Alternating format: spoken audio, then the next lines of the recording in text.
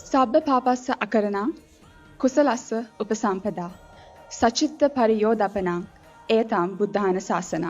මේක අපේ ධම්මපදයේ එන වචන පේලියක්. මේකේ තේරුම තමයි යහපත් ලෙස ජීවත් වීම. මගේ අරමුණත් ඒක.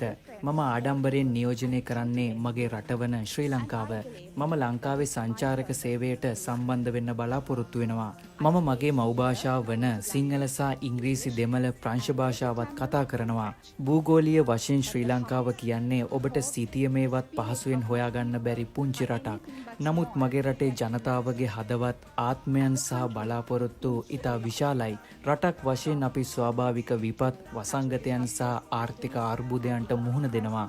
ඒත් මගේ රටේ ජනතාව තවමත් ශක්තිමත්. මම ඉපදුනාට පස්සේ ජ්‍යොතිෂ්‍ය වේදියෙක් මගේ දෙමව්පියන්ට කියලා තිබුණා මාව මේ ලෝකෙට එවලා තියෙන්නේ අපේ වර්ගයාට අභියෝග කරන්න කියලා. අද මම මගේ මුළු හදවතින්ම ඔවුන්ව විශ්වාස කරනවා. මොකද මං ආවේ ලංකාවේ පළවෙනි රාජධානිය වන යුනෙස්කෝ ලෝක උරුමයක් වන අනුරාධපුරය කියන පුංචි නගරයකින්. කිසිම කෙනෙක් විශ්වාස කරන එකක් නෑ රටේ උරුමයක් අරගෙන අනුරාධපුරය වගේ නගරයකින් මේ වගේ තැනකට කෙනෙක් ඒවි කියලා.